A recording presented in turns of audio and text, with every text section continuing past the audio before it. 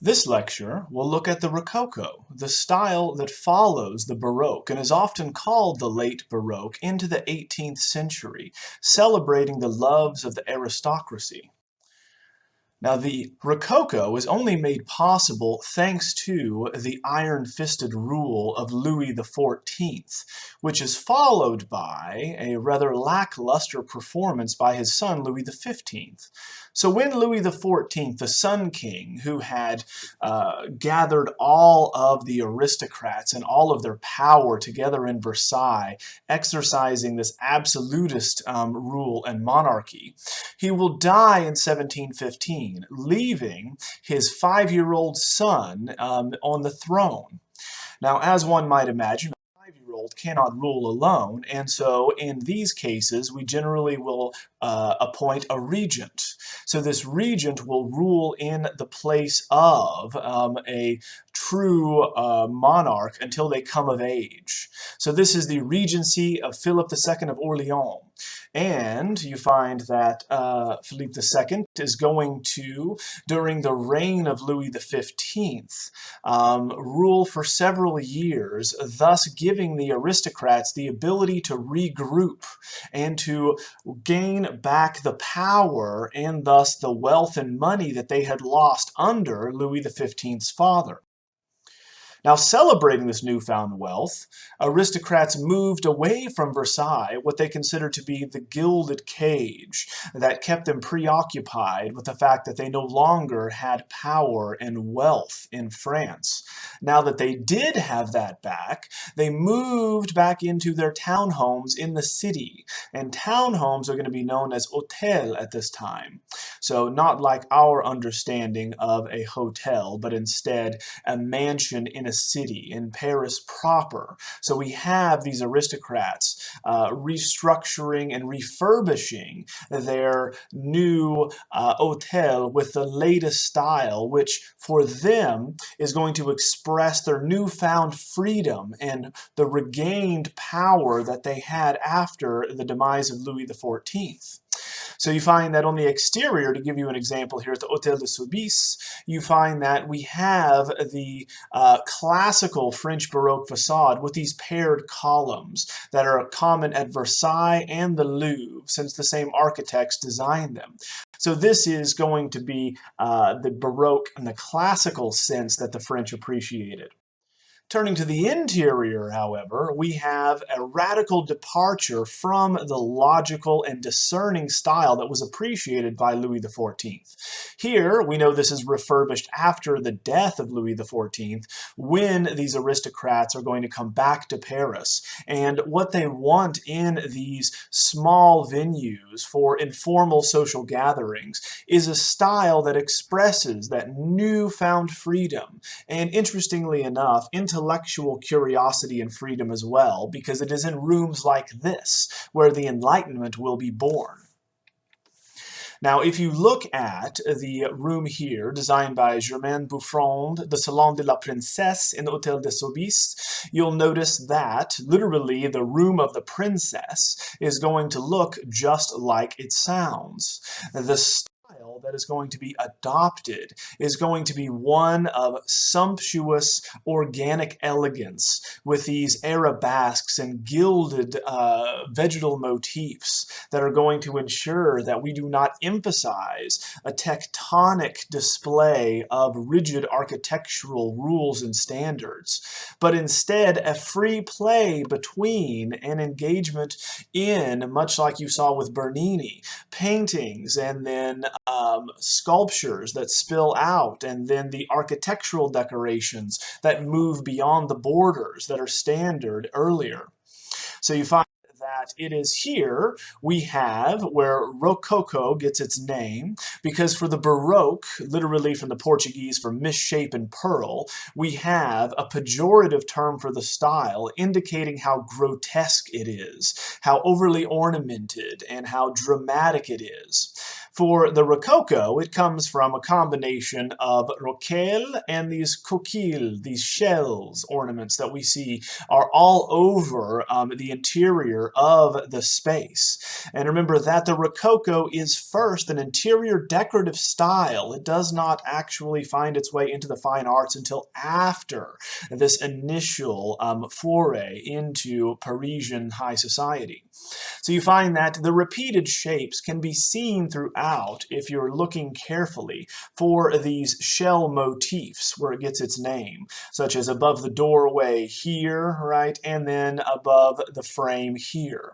So these are going to be gilt stucco. So we have stucco, is just much like plaster, is going to be added to the surface of the wall, building it up, and then it's going to be gold gilded, right? So that's where you get the gilt for gilt stucco, with these arabesque or whiplash-like patterns that move throughout, that are going to be blending from floor to ceiling seamlessly the design, which is going to be an exuberant one, celebrating above all, say, the loves of the gods in these panels that are painted here, and jouissance, right? So that being sensuous appreciation. So here, a celebration of the senses, we find that we are drawn from the walls up into the ceiling seamlessly, organically, because there is no differentiation clearly between ceiling and wall. So it's very different from the very organized, defined, refined, and controlled style appreciated by Louis XIV and carried out by his architects such as Jules Hardin-Mansart and Charles Lebrun in the Galerie de Glace. Instead, now we find a free interplay, much like jazz, to where architects are going to have a basic design and then craftsmen will elaborate on that as it blends into and molds. Now, this style in architecture is going to find its counterpart in painting thanks to Antoine Watteau, who's going to be one of the leading painters in the French Academy at this time, and illustrates the ongoing debate that is happening between Poussinists and Rubenists. That's going to be the followers of the painter Poussin, who is the French classical artist designing his landscapes after very rigid architectonic grid-like patterns. Or are we going to model our work after Rubens with the Rubenists, who are going to appreciate emotion and loosely painted works that draw the spectator and the viewer in to have a type of emotional experience? Well, given that the overwhelming sensations that are sought by these architects you just looked at, designing interior spaces for the Rococo, one might have guessed that it's the Rubenists.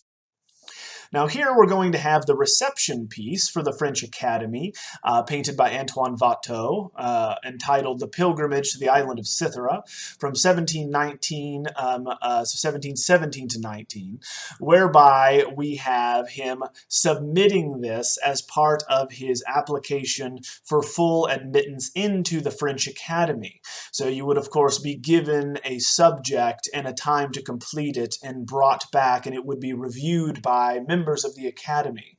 Now, this was a genre that became so popular, they invented a new type of genre in order to explain it, in order to categorize it.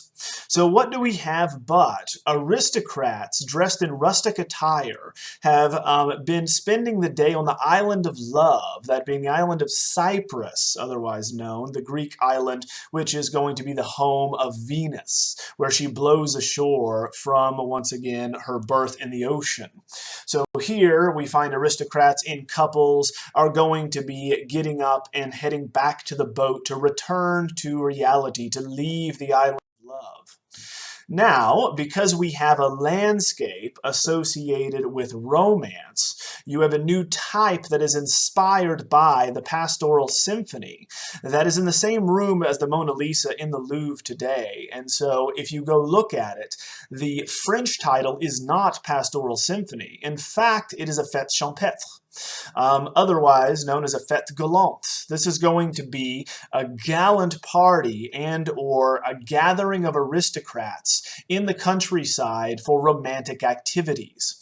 And this is a very popular genre among aristocrats in the early 18th century who have just taken their power back from Louis XIV and are asserting the one thing that is unique to aristocrats, and that is the ability to own land. They are the landed gentry, and the ability to appreciate leisure. Obviously, if you're going to be a merchant or in the middle class, or if you're a peasant, you don't have time to just lay about all day and once again read poetry or sing to one another or court, for instance. So this is a new category added because of Watteau and the popularity of the type of painting.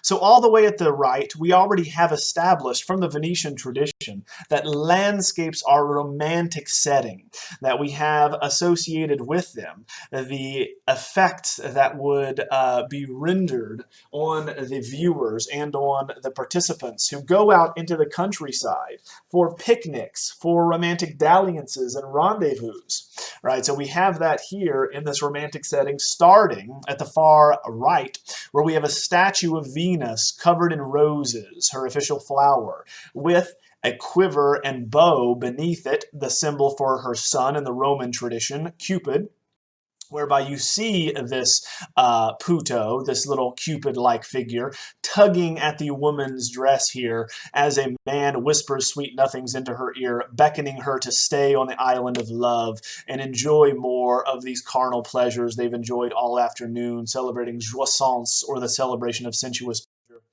The next set of couples looks back fondly as they help one another to their feet, gathering their walking sticks, heading to the boat with their dogs in tow.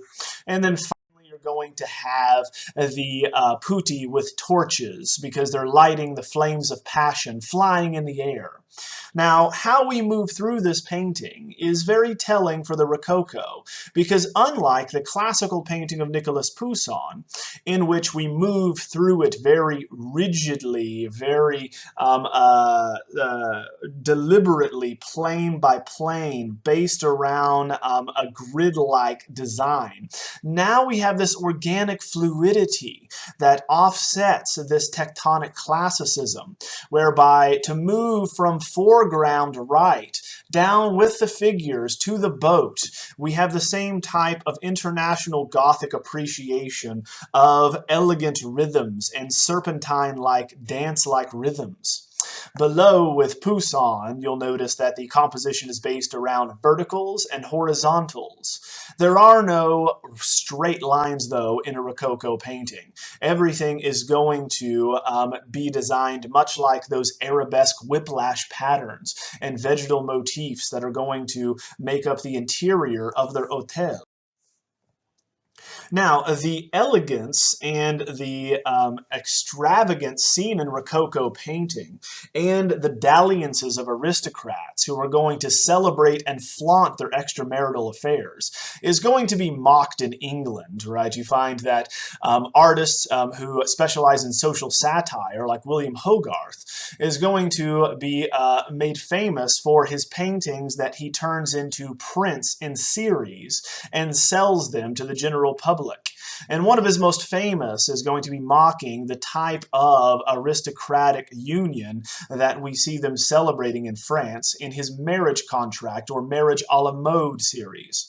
So here we have the story of a wealthy man whose family has money, the man seen all the way at the left, right, with a snuff box, who's very disinterested in his new bride directly to his left.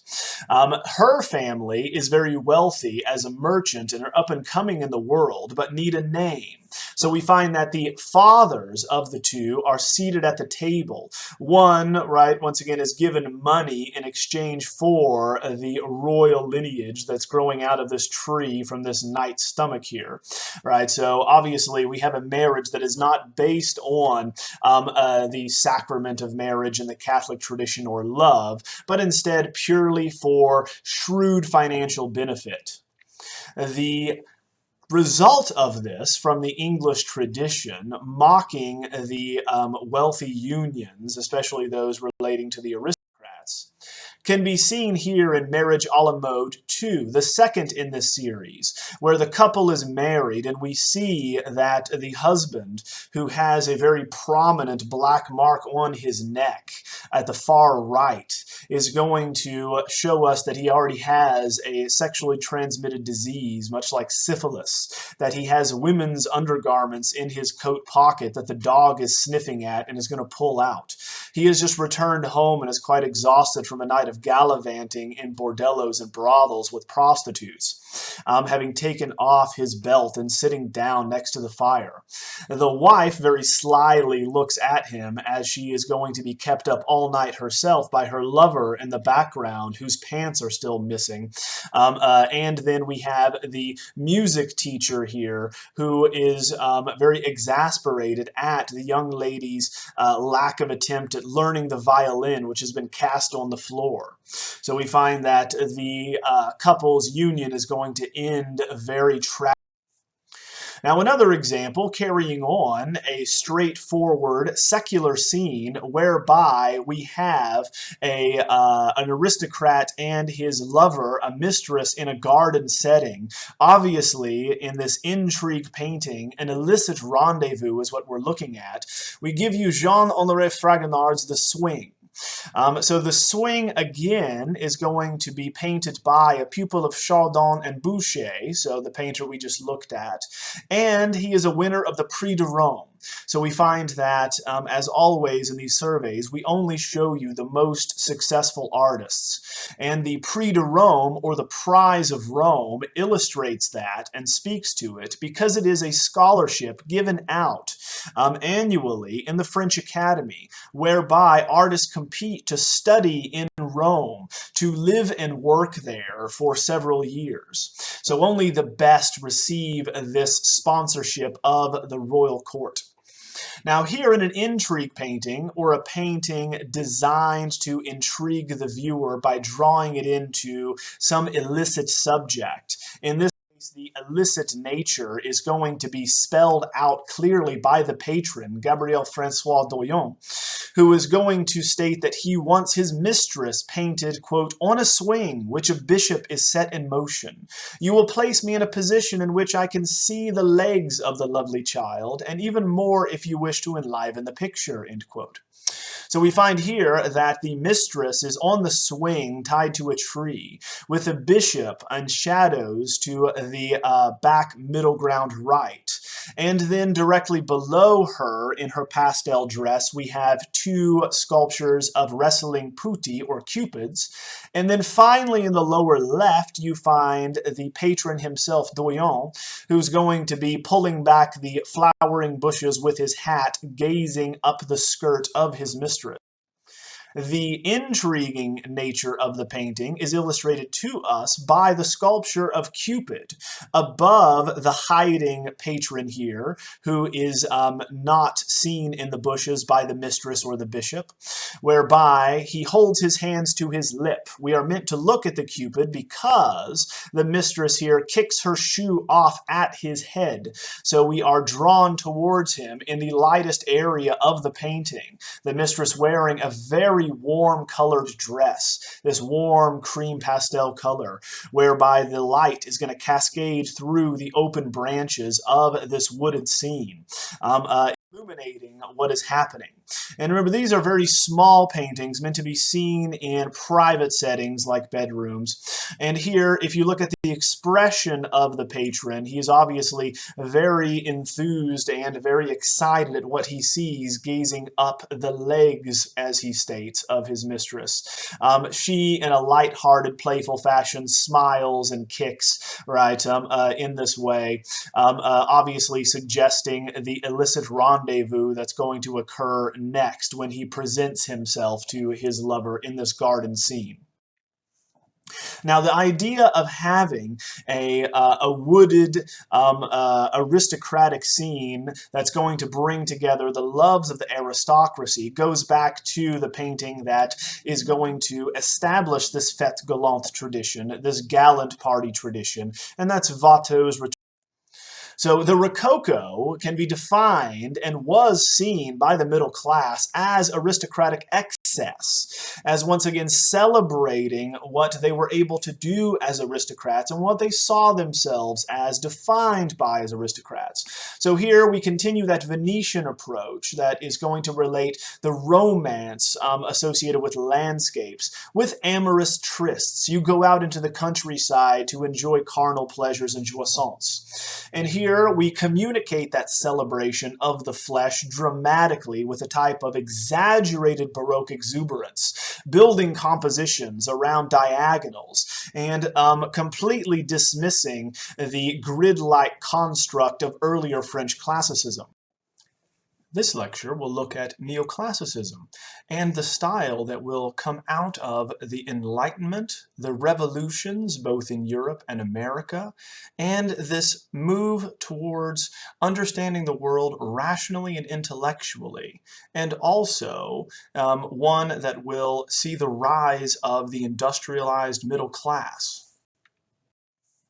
Now, at this time, we're going to be seeing Napoleonic Europe come into shape, where after the revolutions, we will see, Napoleon will rise, taking advantage of the situation and the chaos caused by the American and French revolutions, and will conquer virtually every major European power and make them, once again, a puppet of the French regime and or an ally of the French.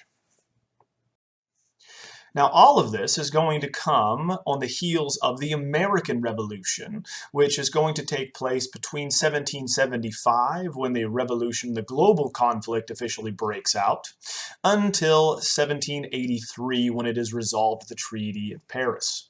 So here we find that the Americans will rise up against the British and will, as a colonial power, demand independence. The same independence will be demanded of the allies that the Americans had in their own revolution, the French. So the French are going to, following the lead of the Americans who threw off the yoke of monarchy from the English crown, do the same thing, beginning in 1789 and eventually succeeding in calling a truce in 1799. So this is when the Third Estate will rise up against the First and Second Estates. And the term estate is significant here, that being the proletariat, or everyone who is not a member of the clergy or the aristocracy, demands an equal share in governance. And this will lead to the deaths of thousands of aristocrats in France. All of this is going to be because of the idea of divine right, which had, since Clovis I, who founded the Merovingian line, been central to what kingship and the monarchy and the aristocracy was all about in Europe. And that is the belief that God is going to choose these individuals to rule over all others. Thus, the church will decide who becomes king and who is an aristocrat. And of course, God gives the Pope authority to do so, and hence rulers are then going to make their subjects loyal to the Pope.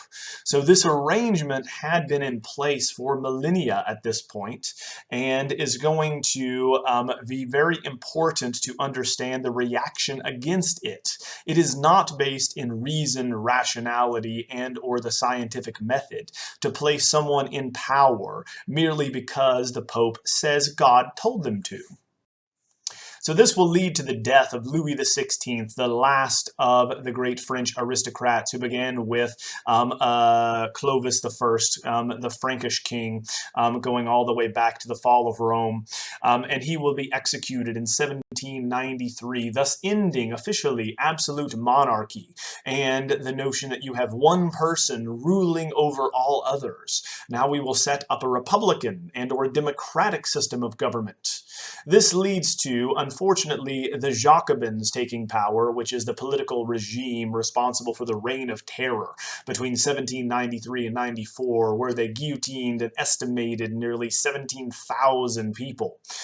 So they went on a rampage, a bloody rampage, killing a number of aristocrats and other proletariat members and those that did not agree with them.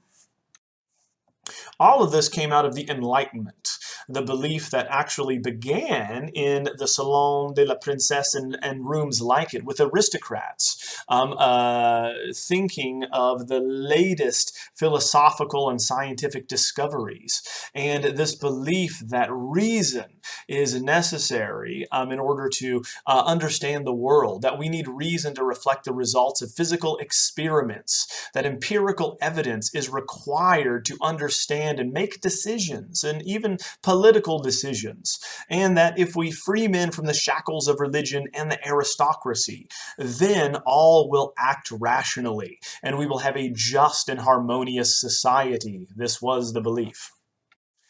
Now, this comes at the same time as the birth of archaeology, which of course is going to be founded by the first art historian as well, Johann Winckelmann, writing extensively about scientific archaeology as we practice it today. And archaeology, literally the study of the beginning, is going to be concerned with, much like psychology in the late 19th century, uncovering where we came from.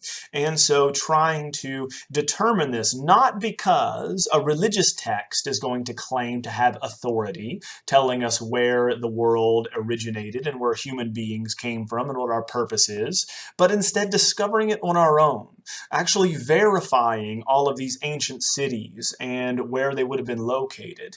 And so begins the trend that is very popular in the 19th century as well, in trying to find where these ancient civilizations are, trying to find Noah's Ark, trying to find, right, the cities mentioned in the Bible.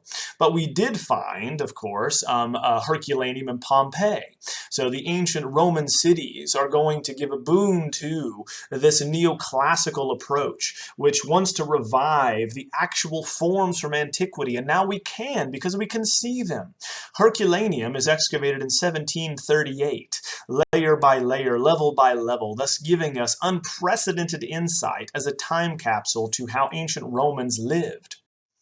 A decade later, we have Pompeii discovered and excavated. And in the same way, we also get more information about antiquity and how we can model our lives. And thus, of course, it will influence this new style and will show how things should be represented if we are to suggest this new democratic and republican art.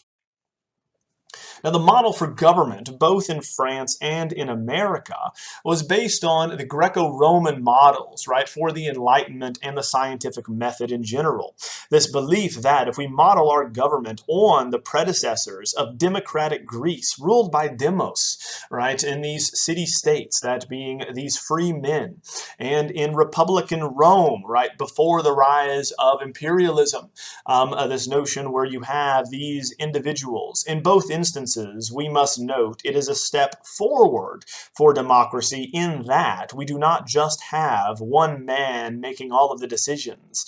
We have a group of individuals representing constituencies from different areas in these countries and geographical areas. However, in each one, in democratic Greece, republican Rome, republican France, and America, we should note that those individuals who can vote and speak and make decisions are still going to be generally land-owning white males.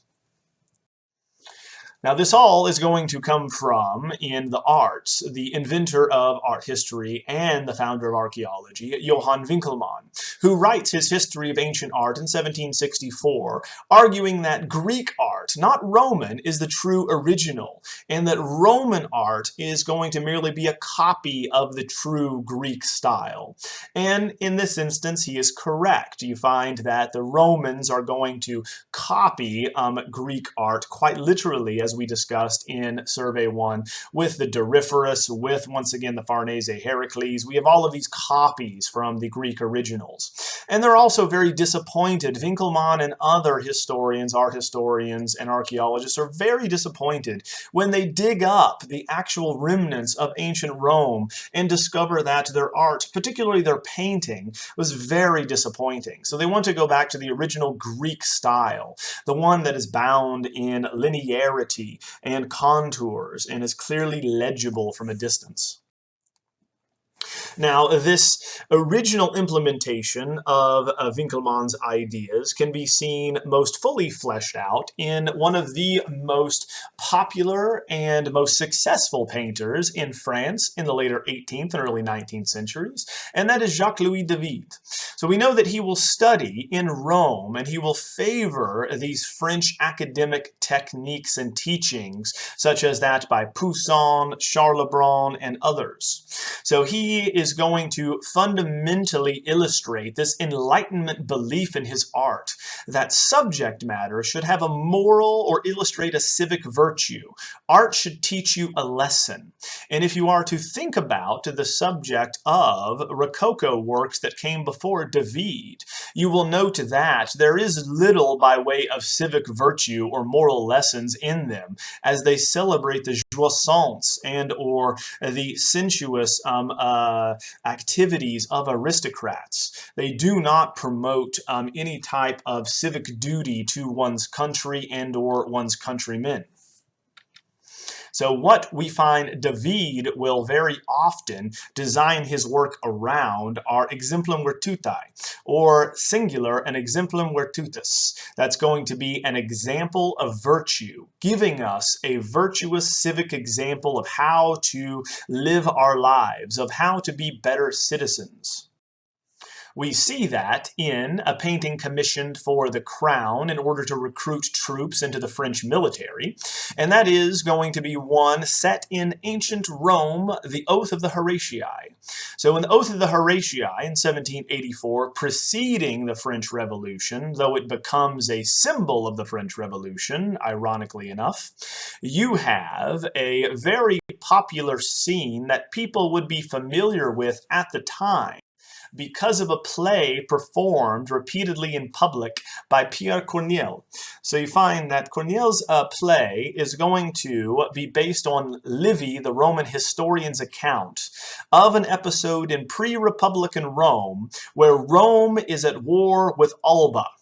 And you find that these two nations decide to agree on the winner in a conflict by choosing their three breast warriors on each side, so that the Romans choose the three Horatii brothers, seen here to the left, taking an oath with the swords held by their father to fight to the death for Rome, and they will fight the Horatii brothers, right, for the Albans. Now, if you look to the left in this stark interior space, representing the serious, grave nature of this oath these men are taking, you find that masculinity in this Enlightenment era is illustrated by positive virtues, such as courage and patriotism, loyalty to, once again, the government and to the common good, to fight to the death. So they are active, open poses, they are virile and ruddied figures, muscular and ready to fight. At the right, we find the feminine emotions are ones that are, and characteristics are negative. They are pejorative. They are going to emphasize the love that these women feel and the sorrow and despair, because one of the Horatii sisters seen here is married to one of the Horatii, the men that they are about to fight, and vice versa. Therefore, someone is going to lose a husband, a brother, a father, as you see the children here in the background, are going to be looking on at their father and brothers here making this oath and are about to die. So you find that this is going to be a royal patron, but will become a symbol for the revolution to sacrifice oneself for one's country, and just transitions from sacrificing oneself for king to the republican ideals of democracy. But if you compare it to Poussin, you can see that we have figures that are lined up against a backdrop that is only there to show us where we are and to set a location, not to distract us and draw us into this area because it is shadowy, it is sparse, it is spared down, it is Spartan, if you will, whereby we have archaeologically observed attitudes and costumes in these individuals who are going to be dressed in the military attire of the day, that are going to be swearing, right, with their right arms, or at least the figure closest to us, taking your fides levata, your faithful raising of the right hand to fight to the death. And that they do, being all of them but one are going to die, coming back victorious. Thus Rome will be victorious thanks to the sacrifice of these two brothers. Now the scene, interestingly enough, is not emotional. The appeal here is to logic, is to override the emotional considerations that one will lose one's life and or lead to the suffering of one's family. So this is the opposite of the Rococo in subject matter, in form, and style. So we find that we have this pared down style that is built around a grid of verticals and horizontals instead of the meandering organic arabesque patterns in the Rococo. And the subject is also going to be one that is completely logical, downplaying emotion instead of reveling in it, as you saw earlier with the Rococo. So whereas there are no straight lines in the Rococo, you find that neoclassical works are based on this rationality, this rational discernment of composition, of attitude, and of point, of, once again, this being a didactic painting, illustrating an exemplum virtutis, an example of virtue. We should be willing to sacrifice for the common good, instead of indulging in sensual excess like these aristocrats at the right. Now, in 1789, we have the revolution finally kicking off in France, in the Third Estate, that being the bourgeoisie, that being the upper middle class, the peasantry, and the working class, all joining forces against the First and Second Estates, the clergy and the nobility. They overthrow them and set up a republic. Now, turning to the aftermath in the revolution, you have the rise of Napoleon. So during the revolution, Napoleon Bonaparte was a general who rose rapidly through the ranks, and through the confusion of the revolution and the atrocities of the Jacobins, is able to make his way to ruling the various factions and eventually crowning himself emperor in 1804. So he will adopt the neoclassical style, not for its democratic and republican connotations, but instead for the imperial connotations, because he will conquer an area roughly equivalent to that of ancient Rome. Now, his sister, seen here, Pauline Borghese, marrying into the very old aristocratic Borghese family in Rome, is going to use the official sculptor to Napoleon, Antonio Canova, to show herself as the goddess Venus. Now, Napoleon and her husband are going to want to have her shown as Diana, the virgin goddess of the hunt. But instead, Pauline Borghese prefers the rather scandalous goddess of love and sex, identified here because she is nude, wearing a bracelet like the Venus of Urbino on her right arm, and holding an apple in her left hand, showing that she received that as the fairest from, once again, Paris, in the Judgment of Paris.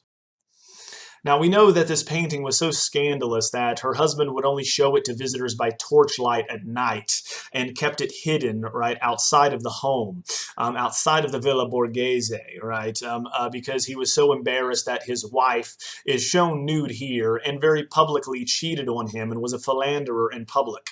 What could he possibly do, given that her brother was the emperor of France and controlled these areas, including Italy?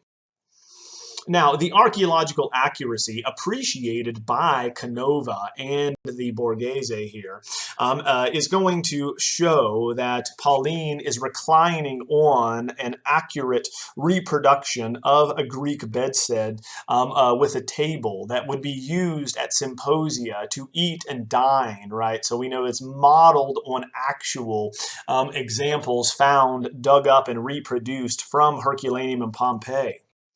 The form of Venus here is going to be seen entirely made comprehensible from one angle. We find that her right arm is going to support her body, the torso, her bosoms, her abdomen, and then her lower section of her body, all facing towards the viewer as her face is in profile, looking off to her left, with the left arm closed in this fashion all the way around, not very dramatically and openly and theatrically engaging with something outside, but instead in a calm, static, and calculated fashion from antiquity, being the object of our gaze, passively seducing us, showing us her confidence in her body. Now, this is the opposite to the Baroque, and that's how you can understand the neoclassical era. It does not adopt the same type of dramatic exuberance seen in the Rococo and in the Baroque. Instead, it is calm, closed, calculating, and logical, instead of open and emotional and intuitive. This is a timeless beauty practiced by Canova and neoclassical artists that will show the streamline nature of bodies and the contours like seen with Ingres' Grand Odalisque that is going to be cold and erotic, mortal and divine simultaneously, and desirable certainly, yet distant from us. She is not inviting in the same way as more Baroque renditions. We see that again in Ingres' Grand Odalisque, as we can draw a line all the way around the body, yet it must be incredibly contorted and distorted in order to get in this position. It is very difficult, not natural, and certainly not inviting in a naturalistic fashion. This lecture will look at Neoclassicism in England and its colonies in America before and when they become a country in and to themselves. Now, the ideas that led to the French neoclassical style that are derived from Greco-Roman prototypes and precedents in democracy from ancient Greece and republican virtues from ancient Rome are going to be carried on in the vocabulary, dress, and style seen here in England and its colonies. Now, England is going to have a number of colonial investments throughout the world, including North America and Canada, the most famous of which being the original 13 colonies that declare independence in 1776 from the British, as well as areas in Africa and then India. We have many colonies that they are going to be vying with control against the French and the Spanish. Throughout this period, these three countries following the 30 Years' War are going to battle one another for supremacy in these newly found lands. Now, the American Revolution, which is going to break out in 1775, the Declaration of Independence signed in 1776, will inspire the French Revolution in 1789 that we discussed last time. Not surprisingly, it's going to be the French that are going to be allies and support the Americans in their bid for independence against the British. Obviously, they are going to be fighting for colonial investments and enterprises and trading routes through the New World. So it only made sense that they would support this fledgling nation. So you find that France and America are very close allies throughout the 19th century as well. Now, the ideas that led to the adoption of neoclassical styles in England and America fall in line with the political ideals of the day set forth by philosophers like John Locke. John Locke, who's largely going to be a 17th century philosopher, is going to set forth a model in England for a rational society, leading to the limitation of the power of the monarchy and more power given to Parliament. We find that his ideas of the doctrine of empiricism states that ideas are formed in our mind and they are not innate, that being we do not have a pre-existing external set of truths that exist before us. Instead, we are born as a tabula rasa or a blank slate, and we learn through experience. Thus, rationally, Locke is going to state that the government's responsibility is to protect the rights of citizenry. If the state fails in this responsibility, the citizens in turn have a natural right to revolution. So this, even though it is stated by a British philosopher, is central to the ideas that lead to the American Revolution as well. Now, this is going to all come out of the Industrial Revolution. That being, the Enlightenment is going to connect science to progress. This idea that if we put our faith in science, our lives will get better. We will progress. We'll be able to produce things more cheaply and abundantly. Things are going to be more available for a broader swath of the population. And throughout all of history, we see the replacing of the landed gentry or the land-based aristocracy with middle-class capitalists. As we mechanize manufacturing by the middle of the 18th century in England, it is fully felt throughout Europe and America by the middle of the 19th century.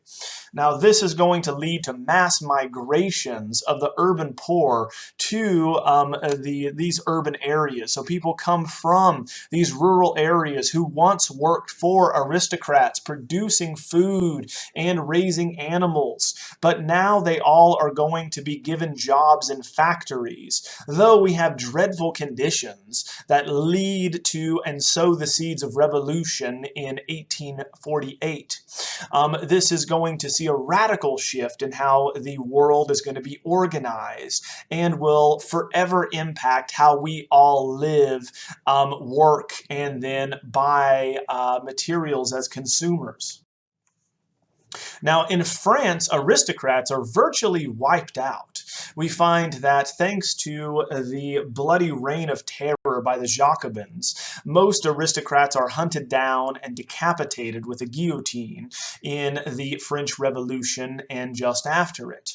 So in England and America, we find that aristocrats do survive, but power will shift into the hands of capitalists and industrialists, those individuals that own the rights to production, the Carnegies and the Rockefellers of the day, right? So this is the rise of the middle class, as you see here with the portrait by John Singleton Copley of Mr. and Mrs. Mifflin, who are going to be individuals who are going to gain their fortune from the manufacturing of wool, as you see them here weaving, showing you where their power base comes from. Very different from the aristocracy who gained their power from the land they owned. The expression of these newly found virtues and newly won power by the middle class is going to be, as in French neoclassicism, a revival of ancient vocabulary to harness this concept of civic virtue and patriotism. We see the same evolution at first in England that will then shift in America as we move into the period of revolutions.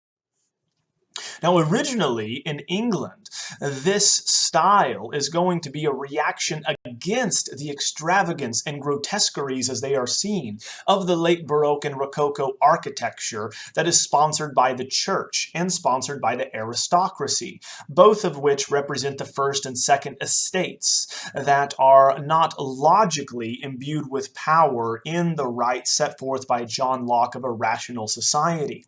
So in rejecting the additional flourishes in this decorative style of the Rococo, they are in turn embracing these republican virtues, right, that we see from antiquity. This can be seen here, originally commissioned by an aristocrat, by Richard Boyle, Lord Burlington, in other words, in the Chiswick House, constructed between 1724 and 29. Here we have a type of Palladianism here in Britain, with a Roman temple front with a main floor resting on a basement and windows with pediments, all taken directly from Palladio and in the example we looked at earlier with his Villa Rotonda. Now, this is going to combine in British Neo-Palladianism and Neoclassicism the classical with the classical. In other words, classical capital C is going to be taken from and modeled on ancient architecture, and classical with a lowercase c is modeled on the principles of classicism from the Renaissance, especially taken from these high Renaissance ideals like seen in Palladio. Now the plan, as you see here, reflects the same bilateral symmetry of Palladio's villas, in which we have the repeated circle and square motif, but certainly we can cut down the plan in the central vertical axis and fold it over and find that we have the same number, size, and types of structures on either side, whether that be staircases, rectangular or circular rooms, or square ones. This, of course, not surprisingly, is going to embody those theoretical ideals from antiquity and Vitruvius, especially in his 10 books on architecture, that we can see in the original plans of Donato Bramante for New St. Peter's. Now, looking at the facades of the Rococo examples, such as the Cathedral of St. James, that was remodeled in the 18th century, and comparing that to the Chiswick House here, you can see that it is very stripped down and pared down. We have a very clear temple front with columns, an entablature, and a triangular pediment as the focal point and piece to this work, with windows with pediments on top of them on either side, with, you find, the main story resting on the basement level where you can have all of the materials delivered and where the kitchen staff would be located. So this is a rational approach to architecture and decoration, instead of the elaborate flourishes and decorative Baroque exuberance in earlier late Baroque and Rococo designs. Now, the Royal Academy in London will be founded in 1768, and originally we only have 40 artists that are allowed to join at a time. Of these 40 artists, unlike in the French Academy, women are actually allowed in. However, they are restricted to only 2 women in the original founding members. One of them being Angelica Kauffmann, who was born in Switzerland and trained in Italy. She moves to London in 1766 and is famous for classical history paintings. And obviously, we find that her training is going to be somewhat limited given the fact that she is a woman and could not study nude figures, especially nude male figures. But she's going to more than make up for this dearth in training with her classical knowledge of statuary and of drapery in the female form. Here in her Cornelia, Mother of the Graecii, we're going to have an exemplum virtutis, much like what we looked at with Jacques-Louis David, in that her work, as it is based in neoclassical ideals, is didactic, teaching us a moral lesson. The story that we have here is one of Tiberius and Gaius Gracchus, who are going to be 2nd century BCE reformers of the Roman Republic. However, they are children at this point, and their mother is going to be presenting them to a family friend, whose daughter is going to be following in line with the mother and is playing with jewelry. The story goes that the woman off to the right is going to invite, again, Cornelia into her home, showing off her jewels and her gold and her wonderful collection of material. And this materialist interest is going to be shared by the daughter who focuses on it. Then she turns to Cornelia and asks, "Where are your jewels? Show me yours." And Cornelia, having the correct motivation and belief system and goals in life, instead points to her two sons and says, "These are my jewels. These are what matter. Being a good mother and being a good wife, this is going to lead to great things as these will grow up, these boys, to reform the Roman Republic." The organization of this pared down, strictly grave presentation, which of course reflects the Stoic Spartan approach of Cornelia in raising and educating her sons, is taken from Roman relief sarcophagi and relief friezes, where we move from left to right as these young boys are going to enter the scene to our left, carrying books and scrolls, showing that they are focusing on their education, where their mother points to them and looks down to the woman who then is going to be showing off her jewels and is seated.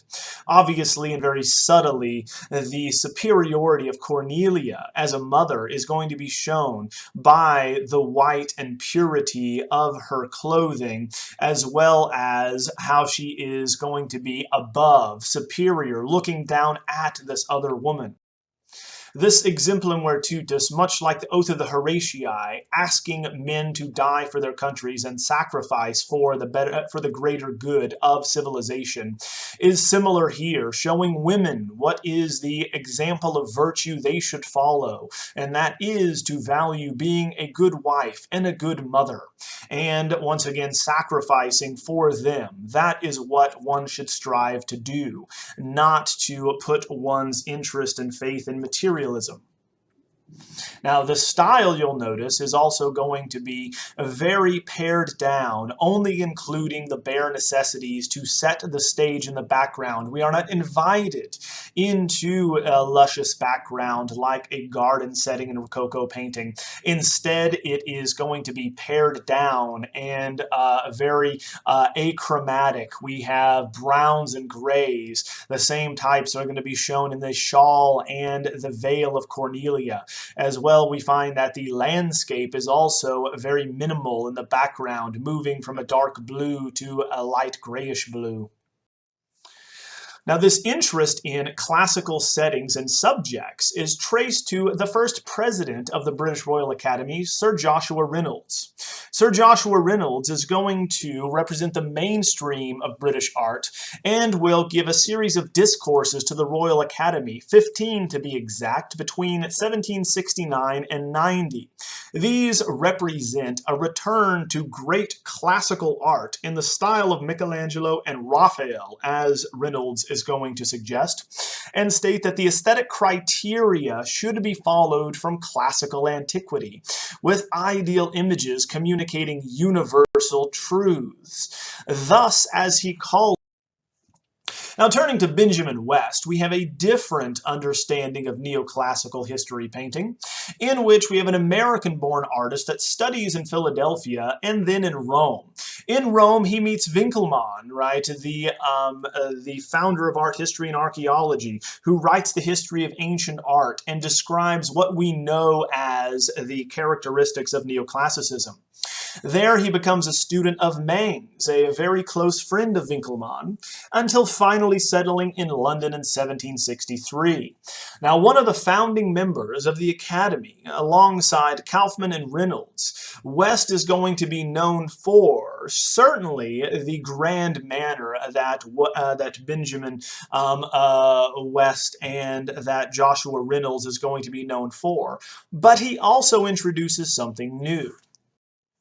Here we have his Death of General Wolfe, right? That's going to be a fairly large painting, 4 feet by 7 feet, recording, seemingly in a history painting format, the death of a great general who dies in 1759 in the war with the French over Quebec, which obviously the British lost, given they still speak French today in Quebec. Now, the type that we see here actually does not derive from classical antiquity. Instead, you find that academics are going to be shocked because the figures are in contemporary attire. This is recording a contemporary scene, much like photojournalism we would understand today. If someone died in battle, that died for their country, and you find that they are not going to be in classical costume. It is more common in the neoclassical era for contemporary subjects to be presented in a classical vein, right? Reflecting the interest in, say, Julius Caesar or the exploits of Germanicus or the war between the Romans and Sabines, that cast as a metaphor for contemporary events. Now we see people shockingly in the dress of the time, right? But still using this grand manner technique so appreciated by Reynolds and what he lectured on in the Academy. For we have a new genre here invented that is very popular with the public and remains so today. That is known as modern history painting, in which we are using the techniques of traditional academic history painting, which take us through a scene, telling us what is the most significant and important elements, and convincing us of the importance of it, right? But doing so in a contemporary way, with figures we would recognize dressed as we would dress in these episodes that we would recognize. Now, this grand manner and these classical tropes you might recognize from other paintings, such as the Symbols in America, like Washington Crossing the Delaware by Emanuel Leutz, in which you find these figures are going to heroically hold one's head up, direct your attention to the most significant figures. The death of this general obviously is significant, for we find, even as they would call it, the noble savage or this Native American, recognizing the significance of the death of this Englishman, while everyone gathers around, holding him to his last breath, wringing their hands together. All of which you should recognize from the Christian tradition. So we find that this does not reflect reality, because we know from reports from the field, he dies at the base of a tree virtually alone. We do not have all of these figures gathering around him. They're going about fighting in the battle. And Native Americans fought on the side of the French in Quebec, not on the side of the British. So therefore we would not have a Native American stopping to look at the death of this Brit. They would of course be continuing to fight against them. The notion of having all of these figures surrounding and in a unified fashion lamenting the death of this individual is going to reflect the lamentation type from Christianity, whereby General Wolfe is going to be playing the role of Christ with his dutiful apostles and those that are there at his death, lamenting and crying over the fact that he has died as a martyr for the cause. So the significance of this scene is shown to us clearly in a way that we would be familiar with in the history of art. But it's a contemporary scene, and people really appreciated this and are going to flock to see it in especially the Pall Mall in a central area in London. Now, turning to the colonies, the English colonies in America, we have King George III, who's ruling at the time, imposing a series of taxes and not allowing the American colonies to have any representation or say over how the taxes were spent. Therefore, we get the rallying cry in the 13 colonies and the Declaration of Independence signed in 1776, being no taxation without representation. So these 13 colonies embraced the republicanism in ancient Greece and ancient Rome, vowing to throw off the yoke of tyranny. And they are going to then rise up against the English and declare their independence, with the help, we might add, of other countries in Europe that were at war with England at the same time, vying for control in these colonial enterprises, specifically France. Now, turning to the U.S. Capitol building, one of the most iconic images of America today, we have the structure begun in 1793, shortly after the American Revolution. Originally, though, it looked quite different than what you see here. The original design was by William Thornton, and this original design did not have the extensive wings and the dome on. Originally, we're going to have Latrobe, who's going to be hired to build it by Jefferson, who adds on top of this design a taller Corinthian colonnade, grand staircase, and then a dome in the center. So originally you can see how it looked much more like the Pantheon with wings off to the side. Now, in the War of 1812, a very forgotten war in American history, the British actually successfully recapture the capital. Most of the fighting in the War of 1812 admittedly takes place in modern-day Canada, but the British make their way south to Washington, D.C. They capture the capital of Washington, D.C., and burn the Capitol building. That's going to be C-A-P-I-T-O-L. So in the burning of the Capitol and the White House, we need to rebuild and restructure.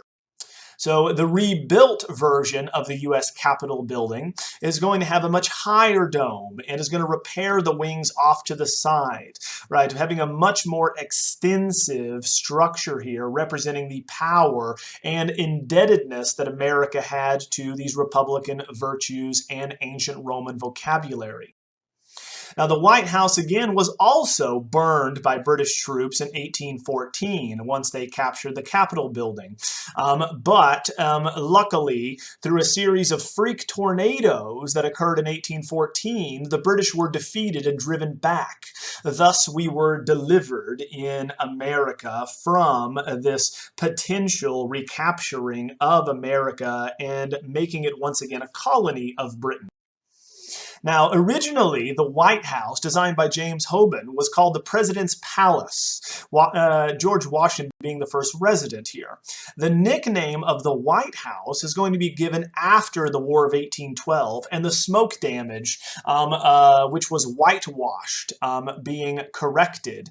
So once again, just like the Palladian structures we've seen, the forefront of the White House is going to have a temple front with columns and tablature and a triangular pediment at the top, with these alternating windows with the square pediment and rounded cornice on top. Now, the temple front with the residential windows with pediments is going to come from Neo-Palladianism and show the indebtedness of the design to other neoclassical buildings in Europe at the time. So we find that Neoclassicism in America is meant to represent the democratic and republican virtues of ancient Rome, even though most of the actual architecture can be seen to derive from imperial monuments. This lecture looks at the style that comes after Neoclassicism and is a direct response to it, a rebellion from the principles and the values held so dear with the rational approach to society living and Greco-Roman ideals. This new movement is going to be known as Romanticism and emerges first in Germany in literature and then spreads through all the major European nations. Now, the romantic centers for Romanticism are going to be that of Germany, particularly in the north, and then we will look at Goya in Spain, and then finally at France and England. The core of Romanticism breaks with that belief system from antiquity and was held so dear to Renaissance art theory, that being that painting was like poetry, or one could read works of art like one could read a poem or a sentence. Lessing, in his short essay Laocoon, or Concerning the Limitations of Painting and Poetry, from 1766, is one of the first to argue the opposite, stating that painting is not actually experienced like poetry. It has a plastic beauty, meaning that it is material, not immaterial like the spoken or read word. Now, this is going to state the belief that art is not read in the same way, that logocentric way that we believe Neoclassicism spells things out. Hence, art is not rational.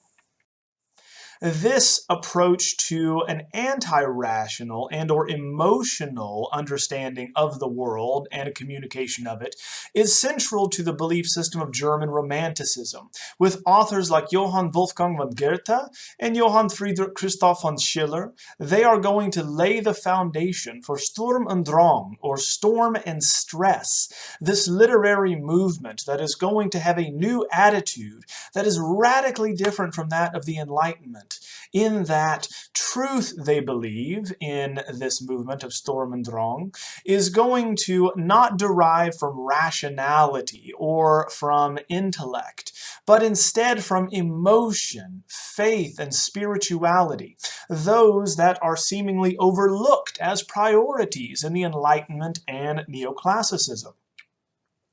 This is going to lead to a movement in literature and then in art that values emotion over intellect and reason. This is going to appreciate spontaneity over calculation and individuality over conformity. Now, this idea is seminal to modern art that will overthrow this academic notion of carefully learned, trained approaches to art. Now you find that Goethe, in his On or Of German Architecture from Deutsche Baukunst from 1773, is going to champion this neo-Gothic revival, which is going to see the Middle Ages as very valuable to Germany's history, and their ties to medieval Christianity being ever more direct and unbroken than, say, those areas that adopted the Renaissance style, such as France and Italy. In Goethe's Die Leiden des jungen Werther, or The Sorrows of Young Werther from 1774, we have the quintessential romantic work in which, written at 25 years of age, Goethe writes of a young man who commits suicide over the unrequited love he has, falling in love with a country girl, casting all reason aside and being swept away by emotions.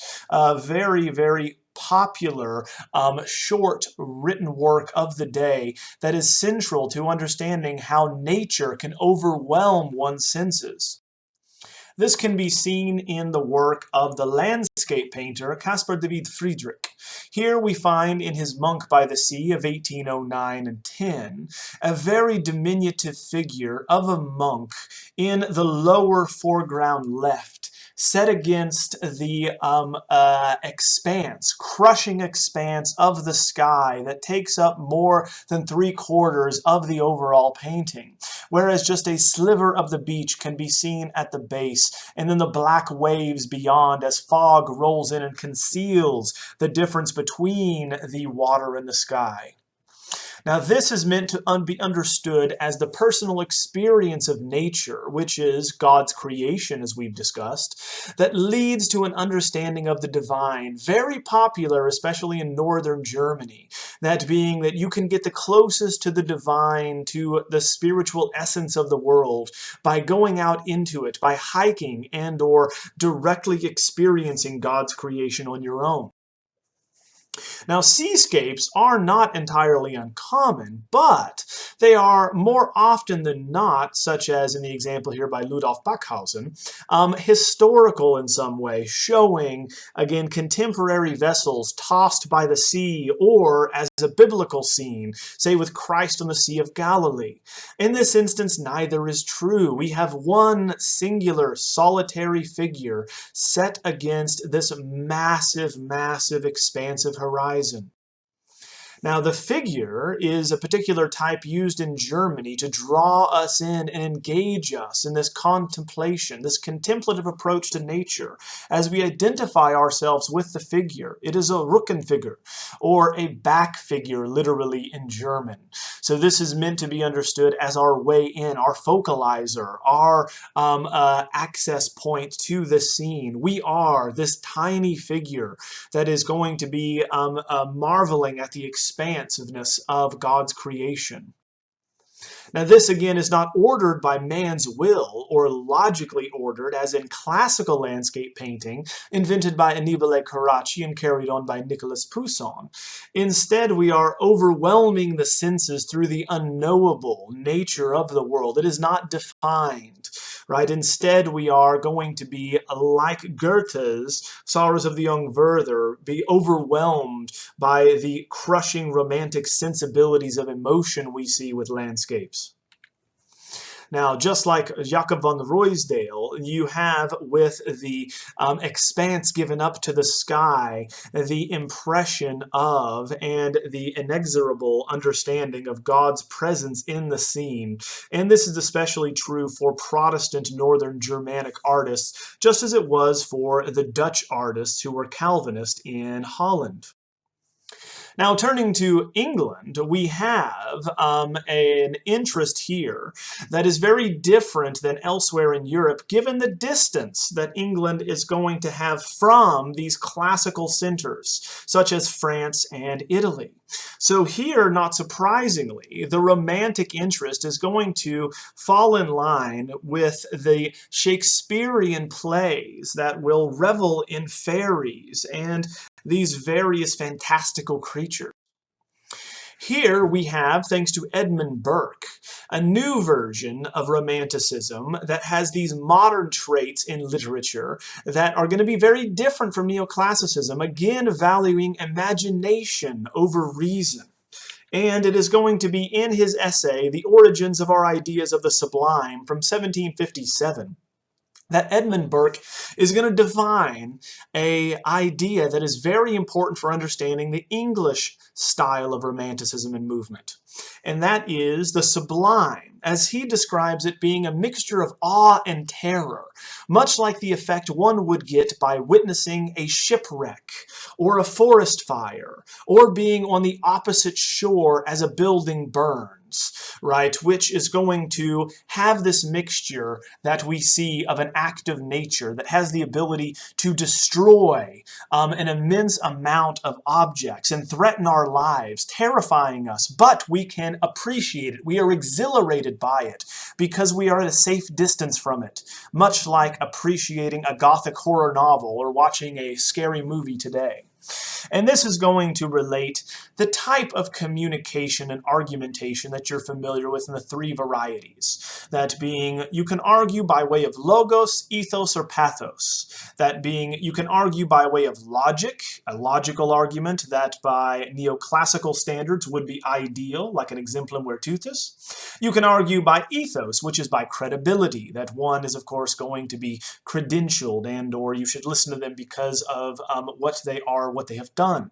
Or finally, you have the argument that is much more appropriate for Romanticism, and that is pathos. That being, we're going to be arguing by way of emotion, that emotional argument that draws on our heartstrings and something that is going to be related to, say, romantic love or terror. We see that in the works of Henry Fuseli, an artist that moves to England and becomes famous for these very Shakespearean and Freudian works like The Nightmare of 1781, illustrating the figure, this Mara, this creature that causes nightmares, sitting on the chest of this woman dressed in white, thus indicating that she is a virgin. She, of course, is going to be flailing off of this bed, showing us the horrifying images that this male libido or incubus is going to be visiting on her in this hour of the night. You find that this, in the background, we have a horse that's going to be poking its head through these red curtains, thus suggesting in a Freudian way sexual intercourse as a phallic object entering the vulva. So you find that the dreaming and sexuality and these themes brought to the fore here were not exactly explicitly stated at the time, but would be pointed to by Sigmund Freud himself as an excellent example of the power of dreams to reveal our fears. And in this case, the fear of a female virgin, of what is going to come with the male libido in her life. So what we have here with the imagery that would be taken from Elizabethan poetry and Shakespearean Gothic imagery, is this Gothic thrill combined with this sublime terror, this notion that we are safe from this given that it is a nightmare. It is not real, but it still can horrify us. It can terrify us. Thus, we understand that nightmares are going to be a great example of the sublime. Now, the Shakespearean paintings that are going to be made by Fuseli, such as those for the Midsummer Night's Dream, are going to relate this dreamscape that is appreciated, especially in England, being popularized by Shakespeare and Shakespearean plays. Right? We do not see the same interest in dreamscapes in other countries. Now, turning to J.M.W. Turner, or Joseph Maillard William Turner, we have an artist who is a precursor to the Impressionists, who almost virtually frees the brushstroke from its mimetic responsibility, its descriptive responsibility. Here, in his Slave Ship of 1840, you have a great example of that fear of the sublime noted by Edmund Burke, where if you were not looking carefully enough, you would not notice the ship in this sunset scene with the torrential waves thrashing about in the foreground as the sun reflects off of them, almost as though it is on fire. The ship is going to be in the mid-ground left, barely visible and highlighted, backlit against the horizon. In the foreground, we have a series of shackled hands and fish that are feasting upon the flesh of these dead and dying slaves. The episode is going to be taken from recent British history and is a commentary of abolitionist movements, that being an argument to end the slave trade, whereby you see these slaves torn apart here as they drown, shackled, without the ability to even swim to safety. The episode comes from the famous book, Thomas Clarkson's The History of the Abolition of the Slave Trade from 1783. In the book, we find that slavery is abolished in Britain in 1807, but is still practiced because it is illegal in other countries such as America. Now, this is going to highlight man's inhumanity to man, and an episode that takes place whereby a ship captain is going to realize in his insurance plan that the slaves that die en route to a destination, say of dysentery or disease, he will not be reimbursed for. But if these same slaves die being lost overboard, he can write them off as a loss. So you find that this slave trader very cruelly throws individuals that he believes will die before reaching their destination of a slave market overboard to drown, instead of losing the money otherwise as a loss. Now, the technique used to communicate this horrific scene is actually quite innovative in that we have the palette knife used to scrape onto the surface instead of the brush. And he can see this impasto technique here as you layer very thick, unblended paint one over another. A very effective representation for the bright sun over the horizon. So this is going to be done, if you're unfamiliar with painting, by way of mixing paint, which is what a palette knife is meant to do, is to blend paint together to create different colors. But instead of then taking that paint with a brush, you take the actual blending knife, the palette knife, and scrape it directly on the surface. Therefore, we're going to get a technique that is increasingly loose and suggestive, that moves us towards this notion of pictorial freedom and illustrates the sublime, as with Caspar David Friedrich's Monk by the Sea here, whereby we're going to see this notion of a terrifying, overwhelming scene, in this case of humans being violently murdered and drowned and eaten and torn apart by fish. A horrific scene, but we are safe from it, witnessing this event, and thus we're supposed to take from this event our rage and our incredible disbelief that this could have possibly occurred, and pressure politicians to finally end the slave trade.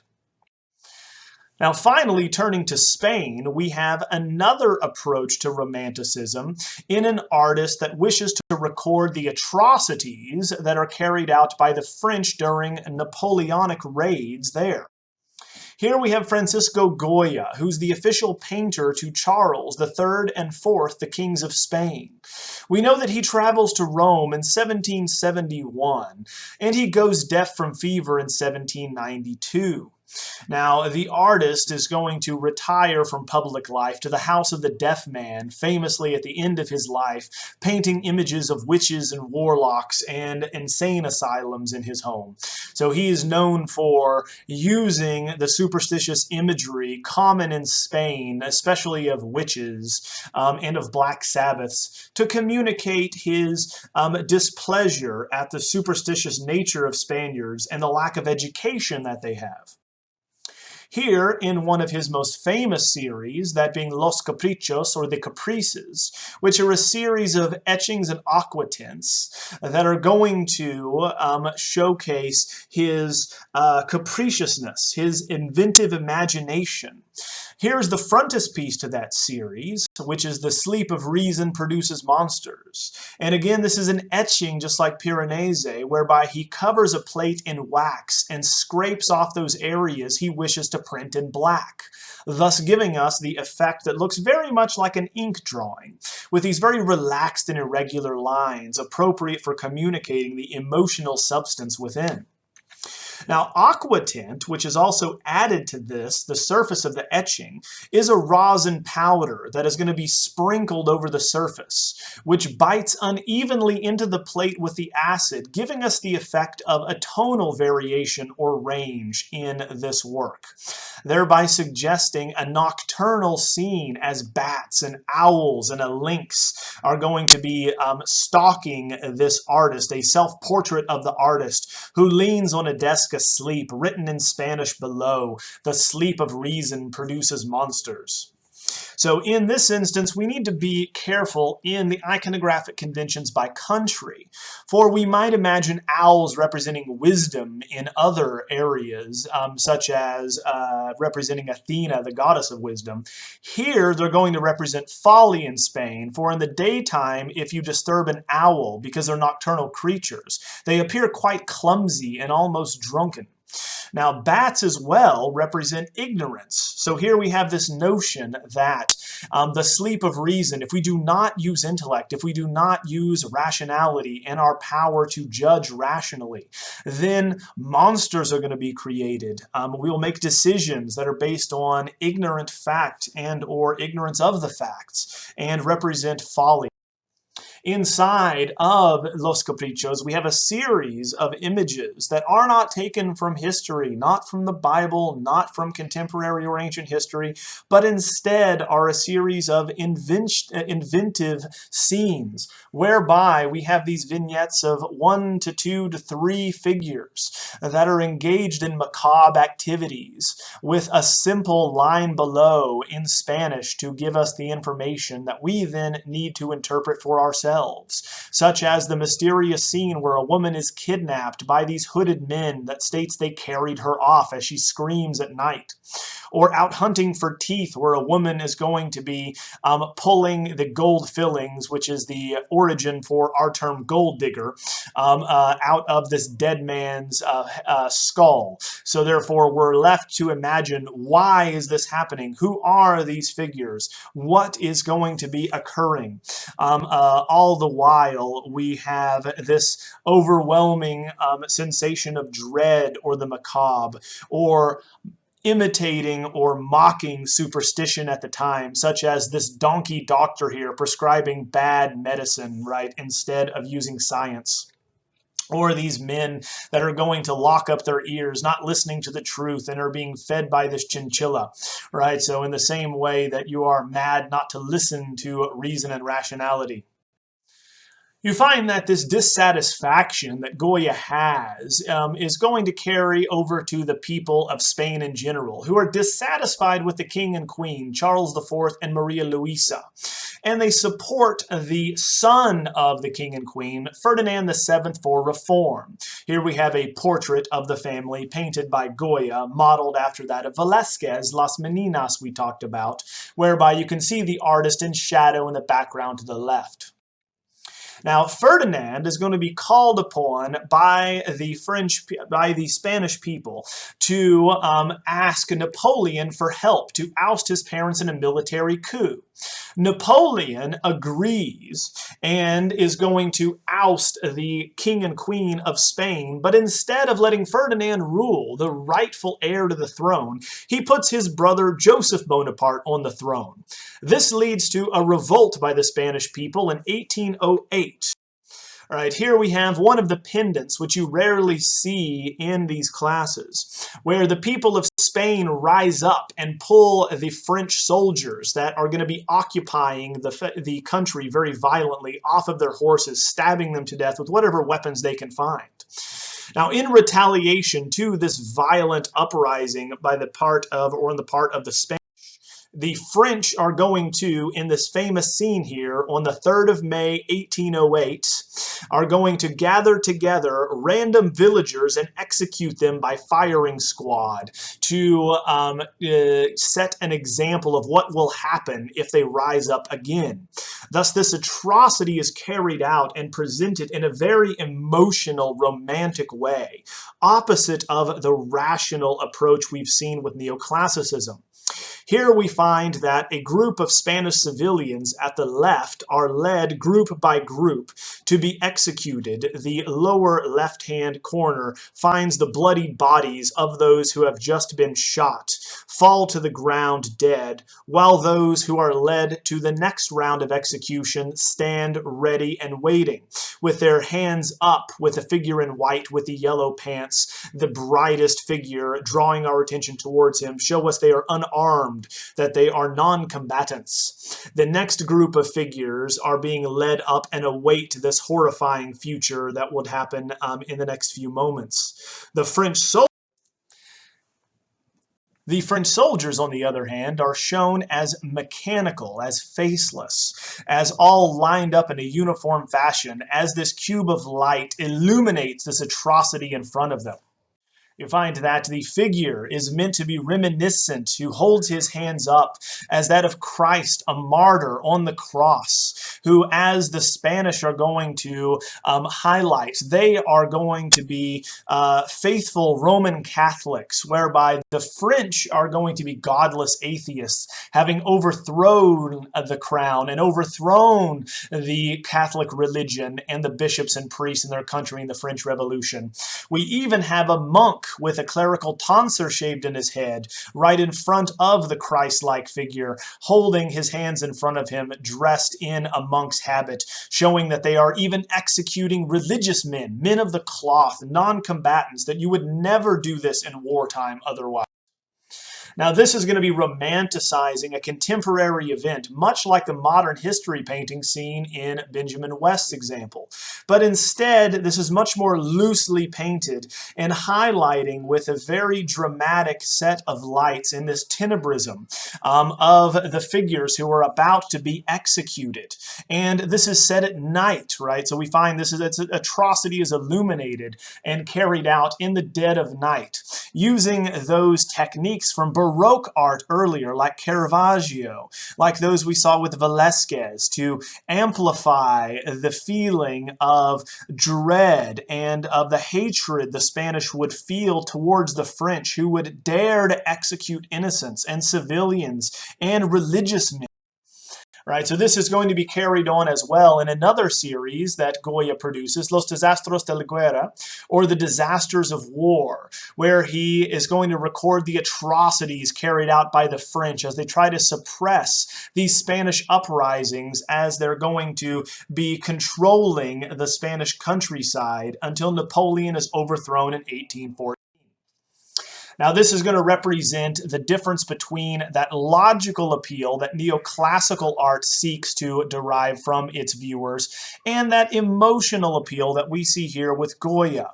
Whereas with Jacques-Louis David, we have a scene that is built around a grid-like series of verticals and horizontals, where we read this logical series of figures left to right. And then lower, we find that Goya, it's designed on diagonals, moving us into the scene, where we have this crisscrossing composition, violently highlighting with a bright spotlight in the center, these guns that are about to obliterate these figures. A very, very different type of appeal than the logical approach with David. This lecture continues the treatment of Romanticism, looking at the spread now in the country of France. We already looked at Germany, where it originated, and then England and Spain, and saw that this reaction against and to Neoclassicism and the rational intellectual approach that it sponsored, the emotional appeal is going to be used by many people from Napoleon to other various kings in France for propaganda purposes, as well as those artists looking to shine a light on the atrocities and misfortunes of their day. Now, France in the 19th century rises to power to dominate the rest of Europe, as we have discussed. They will control and/or force relations with Austria, Denmark and Norway, Prussia, Germany, Italy, Spain, Naples. All of these areas and countries except for England. They are unable to cross the English Channel because of a lack of a strong navy. Their power, though, resides in Napoleon's brilliance in his land armies that will subjugate nearly all of Europe. The capital of the art world has been Paris since Louis XIV and the Sun King bring absolutist control, solidifying France's power both in a military and in an economic standpoint. Turning to Theodore Géricault, we're going to have an artist who is going to value genius over academic training, thus perfectly embodies the romantic sensibilities. Even though he's trained in the neoclassical idiom, he believes that modeling his work on Baroque artists in the Louvre is going to lead to a style that is much more effective and emotionally appropriate and relevant to his audience. He studies Rubens and Titian and Velázquez and Rembrandt. These artists known for their application of loose brushwork and warm colors that draw upon the emotional appeals of viewers. Now, Géricault is incredibly influential, but dies very young like Masaccio. In this case, he dies at 33 years of age.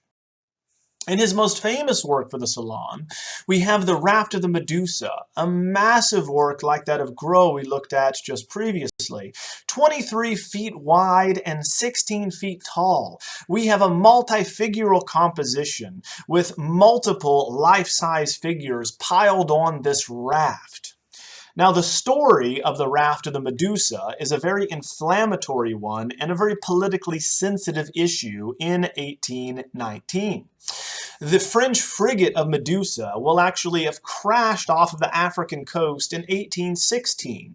We have 150 survivors that are going to be noted after the crash, but they drifted on the open ocean for 12 days, and in this time, only 10% of those survived. Thus, only 15 individuals were picked up by a ship. Thus, they are able to report what happened after this shipwreck by an ineffectual and a political appointee by the monarchy that should not have been in charge. Now, the Figures here are going to be arranged in such a way to maximize the emotional impact and appeal of this massive image. You find that we have counter diagonals from the dead corpse in the lower left-hand corner, whose leg is going to provide the diagonal line up through the figures, gesturing at the black sailor Jean-Charles, who is going to be flagging down the ship on the horizon.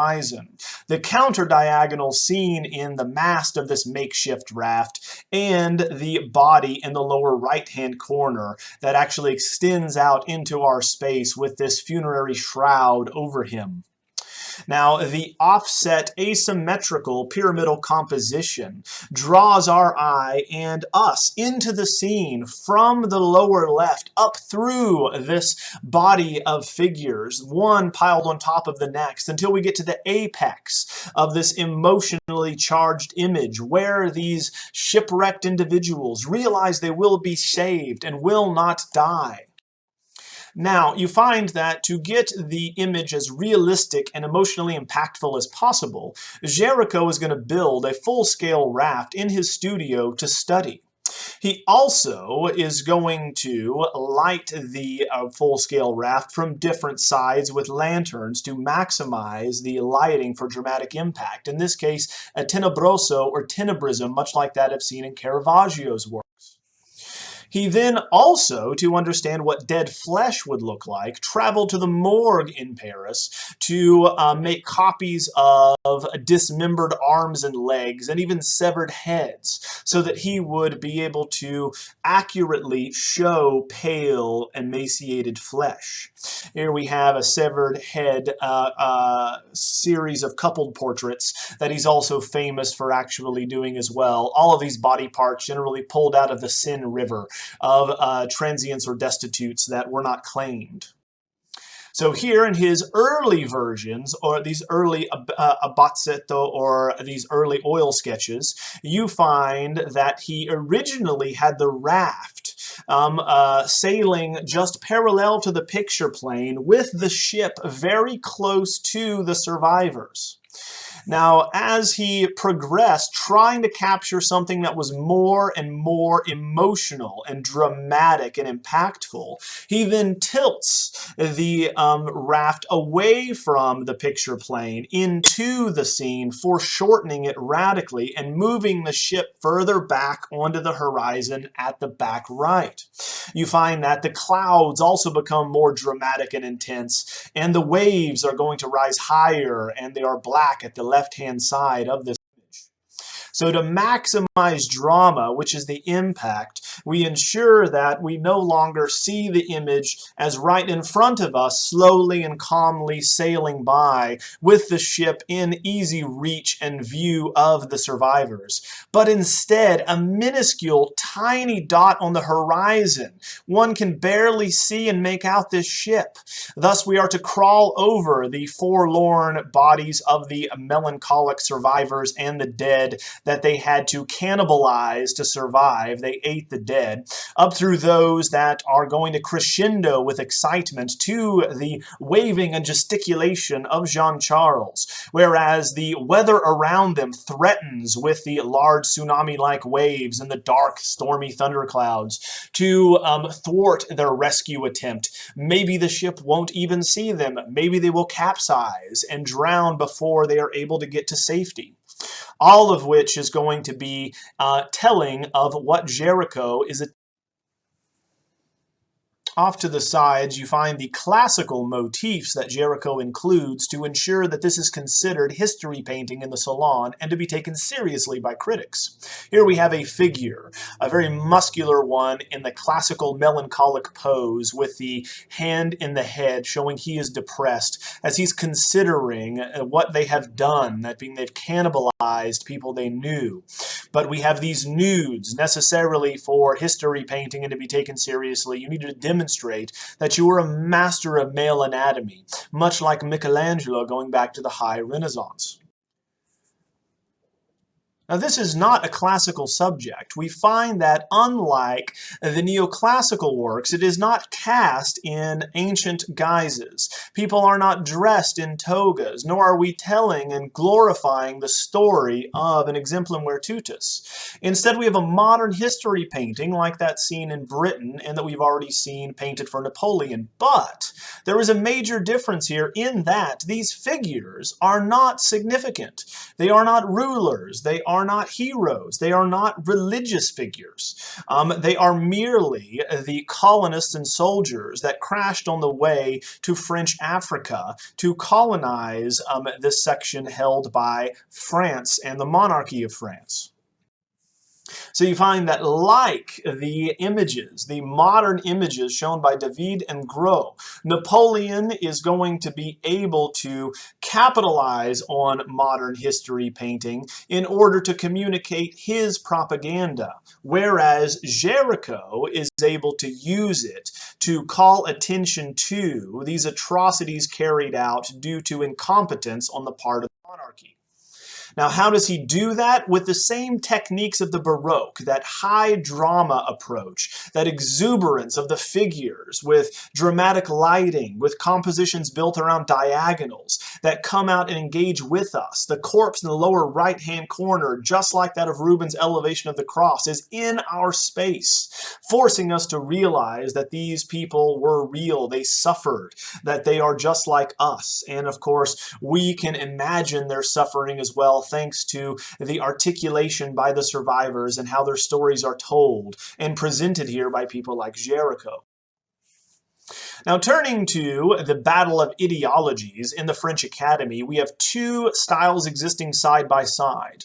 The pupils of David, such as Jean-Auguste Dominique Ingres, are going to back the neoclassical academic approach, which is going to appreciate linearity and carefully observe nudes and very finished paintings. Whereas the romantic approach in the French Academy will be championed by Eugène Delacroix, who far outlives Géricault and will become the official romantic painter in France, receiving many commissions from both public and private entities. Here, in his Liberty Leading the People of 1830, we have the unofficial symbol of the French Republic to this day, whereby we're looking at the revolution that place in 1830, much like the national icons that we have, such as Liberty Enlightening the World, otherwise known as the Statue of Liberty, or Washington crossing the Delaware. That's how important this painting is to the French. In the work, we have Charles X, the Bourbon king, overthrown by the French people, all classes rising up simultaneously, seen here in the background, to put into place Louis Philippe, the new citizen king, who was more moderate and appreciated middle-class industrialists. So in this, we find that all of France rises up simultaneously of different classes and races and backgrounds, from the middle class with the top hat, to the working class, to soldiers. All are going to be following Lady Liberty, this allegorical figure in the foreground with her chest bared, holding a rifle and carrying the French tricolor flag, which is not yet the official flag of France. It is the revolutionary tricolor, not that adopted yet by the French government. We find that she leads them over this barricade where they're going to be triumphing over the soldiers, representing Charles X's rule. And we find that they... If you compare this to Géricault's The Raft of the Medusa, you see the similarities with the offset, asymmetrical, pyramidal composition, with the dramatic lighting, with the loose brushwork and warm colors, all telling us a story very emotionally, not rationally. And we find that in order to communicate how we should join in, that we are part of this revolution, the scene is not going to move into away from us, as we see with the raft and the Medusa, but instead comes out at us as she is charging this barricade, carrying the flag, and running into our space. A very dramatic presentation that appropriately represents the national icon of the French people. Now, the July monarchy revolution is going to use Romanticism, as you see here, just as the French Revolution would use Neoclassicism and the ideas from Greco-Roman antiquity. Now, turning to Napoleon, after his death, he became a sort of secular saint in the French people's minds. That being, he reminded them of how great France was and how they're going to control the world for a brief period of time. Therefore, the citizen king Louis Philippe curried favor by finishing monuments begun under Napoleon. One of these monuments was the Arc de Triomphe, left unfinished in 1815 with the overthrow of Napoleon. This becomes a major project under the July monarchy from 1832 to 35. Originally designed by Jean-François Thierry Chagrin, the monument was left undecorated and unfinished as far as the relief sculptures were concerned. But unlike the low-relief victories that are going to be in the spandrels or the relief panels, those commissioned under the July monarchy use Romanticism and an emotional dramatic approach with very high relief sculptures. Here, commissioned to decorate the pillars on either side of the Arc de Triomphe, a monument that everyone sees when traveling to Paris today because it's in the center of a roundabout in the center of the city, and you have to go past it to get to any of the major monuments. So a very important structure, originally commissioned by Napoleon in order to showcase that he is like a Roman emperor and has triumphed and won a triumph like Roman emperors before him. Now it is used not to celebrate Napoleon solely, but instead is going to showcase the departure of the volunteers of 1792. This is going to be celebrating the men who volunteered against the Austro-Prussian invaders after the French Revolution left the country vulnerable because the military had been overthrown, the monarchy had been overthrown. So someone needed to protect the city against outsiders. Here we have liberty, again, an allegorical figure, a personification of an idea, in other words, leading real figures below, that being she's not meant to be understood as an actual persona. Instead, she is an idea. Obviously, liberty is, in this case, much more violently leading them, screaming, dressed in military attire with a sword, her sword unsheathed as she is going to encourage the soldiers to move forward.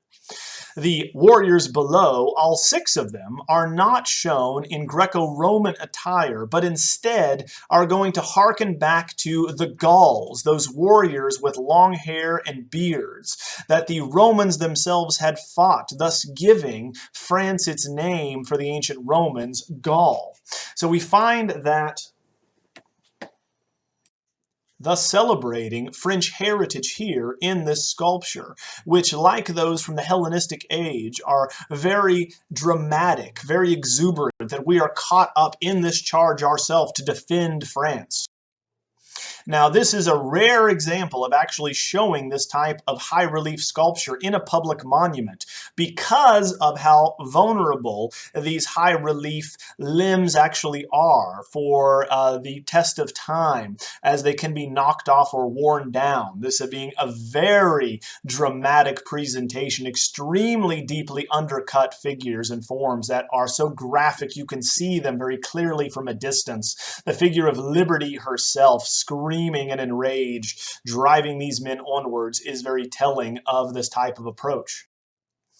Now, we already looked at printmaking that in France had been used and in Spain and in England for social satire, and we find that in France it is also going to be used, but instead for journalism purposes, and you find that the greatest printmaker from the July monarchy was without a doubt Daumier.